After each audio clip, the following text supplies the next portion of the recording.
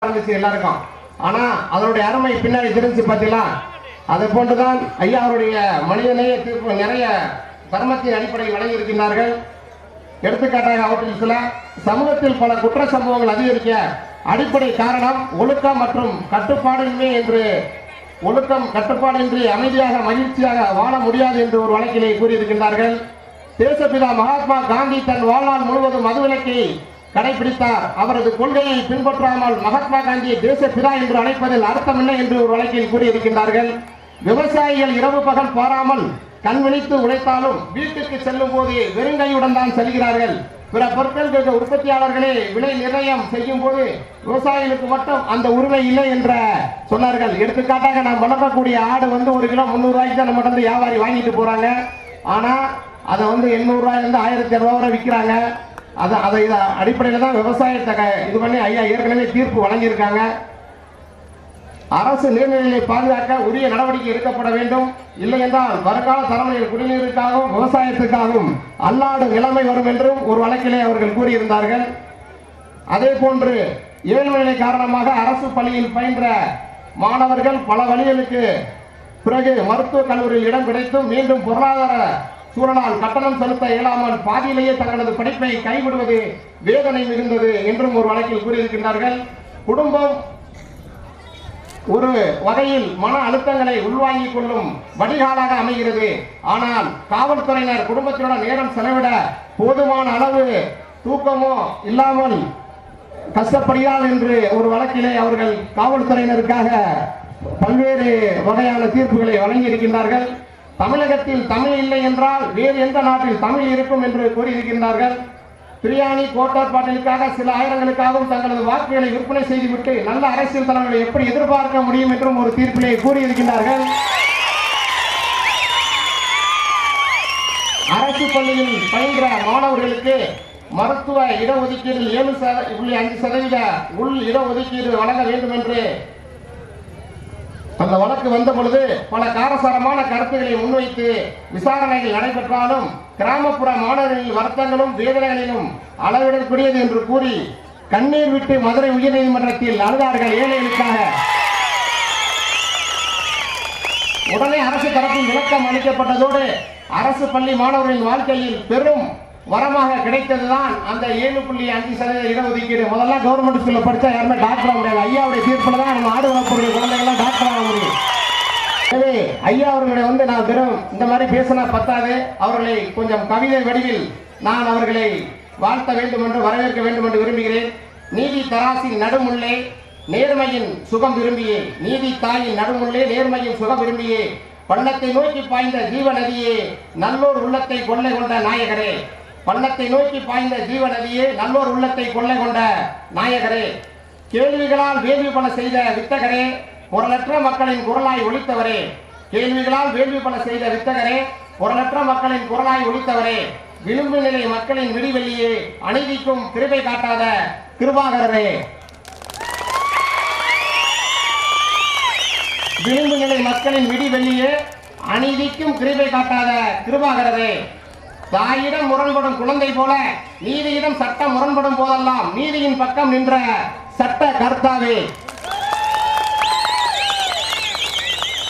தாயிடம் முரண்படும் குழந்தை போல நீதியிடம் சட்டம் முரண்படுவதெல்லாம் நீதியின் பக்கம் நின்ற சட்ட கர்த்தாவே, 7.5% இடஒதுக்கீட்டில் ஏழை மாணவர்களின் இன்னல் தீர்த்தவரே, 7.5% இடஒதுக்கீட்டில் ஏழை மாணவர்களின் இன்னல் தீர்த்தவரே, தமிழ் வழி இடஒதுக்கீட்டில் தமிழ் மாணவர்களின் நலன் காத்தவரே, தமிழ் வழி இடஒதுக்கீட்டில் தமிழ் மாணவர்களின் நலன் காத்தவரே, வியர்வையின் மதிப்பை உணர்ந்தவரே, ஏழையின் உயர்வை உள்ளத்தில் இருத்தியவரே, வியர்வையின் மதிப்பை உணர்ந்தவரே, ஏழையின் உயர்வை உள்ளத்தில் இருத்தியவரே, இயற்கை ஆர்வலரே சுற்றுச்சூழல் காவலரே, இயற்கை ஆர்வலரே சுற்றுச்சூழல் காவலரே, வாய்மையை கடைபிடிக்கும் ஒளிர் தங்கமே, வாய்மையை கடைபிடிக்கும் ஒளிர் தங்கமே, ஒப்பற்ற உங்குகள் பரவட்டும் எங்குமே, உங்களை வருக வருக என வரவேற்கிறேன்.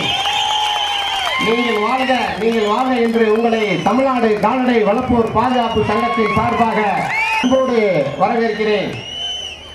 நீங்கள் வந்தாவே இந்த ஏழைகளினுடைய சிரிப்பில் எப்பொழுதும் சிரிப்பை காணலாம். அந்த அளவுக்கு நீங்கள் வந்தாலே எங்களுடைய அந்த கால்நடை வளர்ப்போரின் கண்ணீர் துடைக்கப்படும் என்றுதான் உங்களை நாங்கள் இங்கே வரவழைத்தோம். நீங்கள் வந்தது மூர்த்தமாக தமிழக அரசானது கண்டிப்பாக ஆடு வளர்ப்போர் நலவாரியம் அமைக்கும். வனத்துறையில் கால்நடைகளை மேய்க்க குறைந்த கட்டணத்தில் பழைய கட்டுப்பாட்டு முறையை அமல்படுத்துவார்கள்.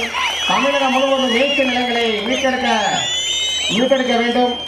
ஆடு வளர்ப்போர்கள் அகால மரணம் அடைந்தால் அவர்களுக்கு 10 லட்சம் கிடைக்கும். கால்நடைகளுக்கு முறையான தடுப்பூசி மற்றும் மருந்துகள் கிடைக்கும். ஆடுகளுக்கு முறையான காப்பீட்டு திட்டத்தை அரசு வகுக்கும் என்ற நம்பிக்கையோடு மேலும் இவ்விழாவிற்கு வருகை தந்துள்ள நம்முடைய அடுத்ததாக நீதியரசர் மரியாதைக்குரிய மாண்புமிகு ஐயா அவர்கள் எல்லாரும் போன வருஷம் கேள்விப்பட்டிருப்பீங்க. அவர்கள் கொஞ்சம் அர்ஜென்டாக ஒரு விசேஷமாக வெளியில் செல்ல வேண்டி இருப்பதால் நான் அடுத்த இது முடிக்கிறேன். ஐயா மரியாதைக்குரிய நீதியரசர் சி.ஆர். சுவாமிநாதன் அவர்கள் ஏற்கனவே ஒரு சட்டம் போட்டார்கள். அது நம்ம கால்நடை வளர்ப்போருக்கு ரொம்ப முக்கியமானது. குறிப்பாக இங்கே ஏன் நம்ம இந்த கூட்டத்தை போட்டிருக்கோம்னா, இந்த இந்தியாவிலேயே தமிழகத்திலேயே இந்த ராமநாதபுரம் மாவட்டத்திலேயே குறிப்பாக இந்த முதுகுளத்தூர் கடவாடி பகுதியைச் சேர்ந்த நீங்கள் எல்லாம் இந்த பகுதியுடைய மக்கள் உங்களை எல்லாம் சொந்த மண்ணிலே சந்திப்பதற்கு நம்முடைய நீதியரசரே வந்துவிட்டார்கள். ஐயா நீதியரசர் சி.ஆர். சுவாமிநாதன் அவர்கள் சென்ற ஆண்டு ஒரு தீர்ப்பு மதுரை உயர்நீதிமன்றத்தில் வழங்கியிருந்தார்கள். உங்கள் அனைவரும் கேள்விப்பட்டிருப்பீர்கள். தமிழ்நாட்டில் எந்த ஊர்ல உள்ள ஆடு மாடு அதுக்கு முன்னாடிலாம் அவங்க பார்த்தீங்கன்னா எந்த ஊர் ஆடு எங்கே வந்தான்னு சொல்லி உங்களை எல்லாம் அடிச்சிருப்பாங்க நிறையா. ஐயாவுடைய தீர்ப்புக்கு அப்புறம் தான் எந்த ஆடு மாடு எந்த ஊரில் போய் தண்ணி குடிக்கலாம், அதை யாரும் தடை செய்யக்கூடாது அப்படின்னு சென்ற ஆண்டு மதுரை உயர்நீதிமன்றத்தில் ஒரு பரபரப்பான தீர்ப்பை சொல்லினார்கள். அதற்கு பின்புதான் நீங்கள் இந்த நம்ம ஊர் விட்டு ஊரி பல்வேறு இடங்கள் தஞ்சாவூர், புதுக்கோட்டை என்று நம்முடைய சங்கத்தை சார்ந்தவர் பல பகுதியிலிருந்து வந்திருந்தாலும் அனைவரும் இந்த ஏரியாவை பூர்வீகமாக கொண்டவர்கள். அப்படிப்பட்ட ஐயா நீதியரசர் சி.ஆர். சுவாமிநாதன் ஐயா அவர்களுக்கு கரவொலி எழுப்பி நம்முடைய நன்றியை தெரிவிப்போம்.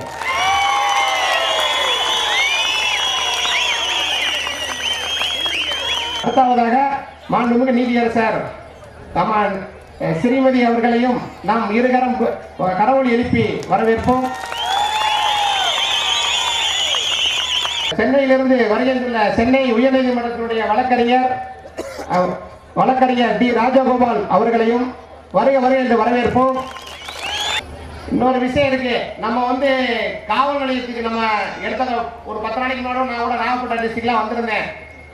அந்த காவல் நிலையத்தில் சொன்னாங்க, சாத்தான்குளம் மேட்டுக்கு அப்புறம் நாங்கள் ஆடு திருடெல்லாம் பிடிச்சாங்கலாம் விசாரித்து உட்கார வைக்க முடியாது, நீங்கள் பிடிக்கும்போது சொன்னால் நாங்கள் பிடிப்போம், எந்த அக்யூஸையும் நாங்கள் இப்போ விசாரிக்க முடியாதுன்னு காவல்துறையினர் சொன்னாங்க.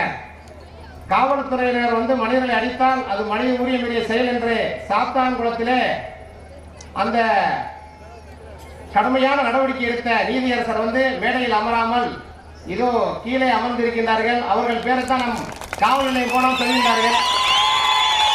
ஐயா அவர்களையும் வருக என்று கரவொலி எழுப்பி வரவேற்போம். இங்கு வருகின்றுள்ள மதுரை உயர்நீதிமன்றத்துடைய வழக்கறிஞர் ஆர். காந்தி அவர்களே, வழக்கறிஞர் வேல்முருகன் அவர்களே, வழக்கறிஞர் சரவணகுமார் அவர்களே, நம்முடைய தொன்போஸ்கோ நாம் சென்ற ஆண்டு இந்த பகுதியிலே ஒரு காவலர்களுக்கு பயிற்சி தேர்வு மையம் ஒன்று நடத்தினோம். அதில் 16 பேர் தேர்ச்சி பெற்றார்கள். அதற்கு கோச்சிங் கிளாஸ் நடத்த ரொம்ப உறுதுணையாக இருந்தது நம்முடைய தொன்போஸ்கோ, பக்கத்தில் உள்ள தொன்போஸ்கோ மேல்நிலைப்பள்ளி. அந்த பள்ளியினுடைய தாளாளர் அருள் தந்தை ஆரோக்கியராஜ் அவர்களை வருக என்ற வரவேற்போம். மற்றும் இங்கே வருகின்றுள்ள நம்முடைய சாயல்குடியுடைய அரசு மருத்துவர் டாக்டர் சரவணன் சார் அவர்களையும், மற்றும் மதுரை உயர்நீதிமன்றத்தினுடைய வழக்கறிஞர் விநாயகம் சார் அவர்களையும்,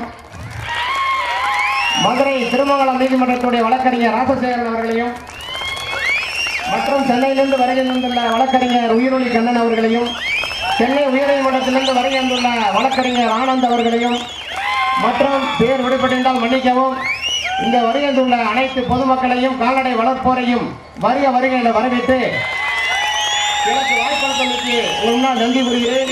அடுத்தவராக நீதியரசர் அவர்கள் அர்ச்சண்டாக செல்ல வேண்டியிருப்பதால் மாண்புமிகு நீதியரசர் சி.ஆர். சுவாமிநாதன் ஐயா அவர்கள் இப்பொழுது உங்கள் மத்தியிலே உரையாற்றுவார்கள். அனைவருக்கும் என்னுடைய இனிய மாலை வணக்கங்கள். இன்னைக்கு 10 மணிக்கு ட்ரெயினை பிடிக்கணும். அதனால தான் நாங்கள் 3 பேர் ஒரே கார் வந்து ரிட்டர்ன் ஆகணும்.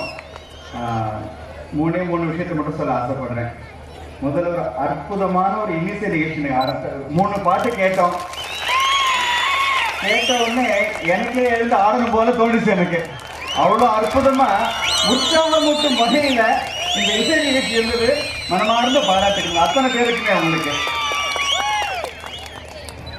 ரெண்டாவதா சரவணன் சொன்னாங்க இல்லையா, அது என்னோட தீர்ப்புல சோகர் நான் அப்படியே ஃபுல்லா கோட் பண்ணியிருந்தேன். இப்ப நாடு முழுக்க என்ன கார்பரேட் மயமாயிட்டு இருக்கு. எல்லாமே எல்லா கண்மாயும் மீன் வளர்க்கறதுக்காக வித்துடுறாங்க. எல்லாமே அந்த மீன் அங்க என்ன பண்றாங்க, கெமிக்கலை போடுறாங்க.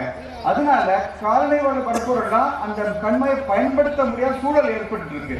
இது ஒரு வேதனையான விஷயத்தை கண்டிச்சு அந்த உரிமையை நிலைநாட்டணும் அப்படிங்கிறதுக்காக சோதர்மன் வந்து ஒரு நீண்ட ஒரு கொட்டேஷன் மேற்கோள் கொடுத்திருந்தாரு.